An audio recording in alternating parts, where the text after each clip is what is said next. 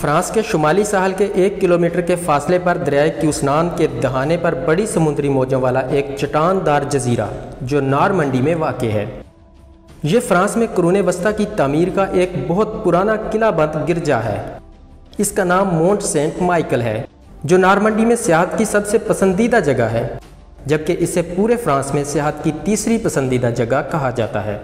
Mount Saint Michael ایک ایسا جزیرہ ہے جو قدرتی طور پر زمین کے ساتھ جڑا ہوا ہے، لیکن کچھ عرصہ پہلے جب سمندری موجیں بلند ہوتی تھیں تو اس کا رابطہ زمین سے کٹ جاتا تھا، کیونکہ جو راستہ اس کو زمین سے جوڑتا تھا پانی اس کے اوپر سے گزرنا شروع کر دیتا تھا۔ ان موجوں کی وجہ سے اس جزیرے کو معجزاتی مقام حاصل ہو گیا تھا، کیونکہ یہ کبھی زمین کا حصہ بن جاتا اور کبھی جزیرہ بن جاتا تھا۔ لیکن اب یہاں آنے والے سیاحوں کی آسانی کے لیے کنکریٹ سے کازوے کی تعمیر کی گئی ہے، لیکن کازوے کی تعمیر کی وجہ سے لہروں کا وہ بہاؤ باقی نہیں رہا جو اس کو زمین سے منقطع کرتے وقت ایک نظارہ پیش کرتا تھا۔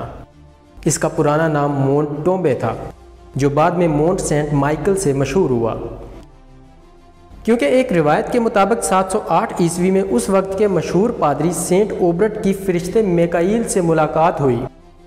فرشتے میکائیل نے اسے اس چٹان دار جزیرے پر گرجا تعمیر کرنے کو کہا، لیکن پادری نے اس پر عمل نہیں کیا۔ فرشتے میکائیل کے بار بار کہنے پر جب اس نے عمل نہ کیا تو فرشتے میکائیل نے اس کے سر میں سوراخ کر دیا، جس کے بعد یہ جلد ہی ایک زیارت گاہ بن گیا۔ 966 عیسوی میں یہاں بینڈکٹائن ایبے قسم کا ایک چرچ بنوایا گیا، جس کے بعد 11ویں صدی میں رچرڈ دوم نے ایک رومی طرز کا گرجا تعمیر کروایا، جس کے اوپر 19ویں صدی میں سینٹ مائیکل کے مجسمے کا تاج بھی رکھا گیا تھا۔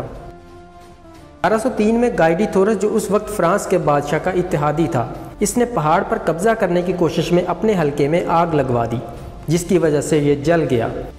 اس کے بعد فلپ دوئم نے اس کی دوبارہ تعمیر کے لیے معاوضہ کی ادائیگی کی۔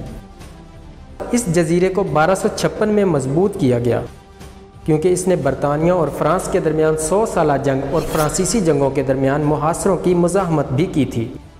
اس کے بعد 18ویں صدی میں خانقاہ کا زوال شروع ہوا اور فرانسیسی انقلاب کے دوران اسے تحلیل کر دیا گیا۔ جب اسے تحلیل کیا گیا تو یہاں صرف 7 راہب رہ رہے تھے۔ اس کے بعد یہ نپولین اول کی حکومت کے دوران رہائشی جیل بن گیا اور 1863 تک جیل ہی رہا۔ اس کے بعد 1874 میں اسے ایک یادگار کے طور پر درجہ بندی کر کے بحال کر دیا گیا اور 1979 میں یونیسکو نے اسے ایک ثقافتی ورثے کا درجہ دے دیا۔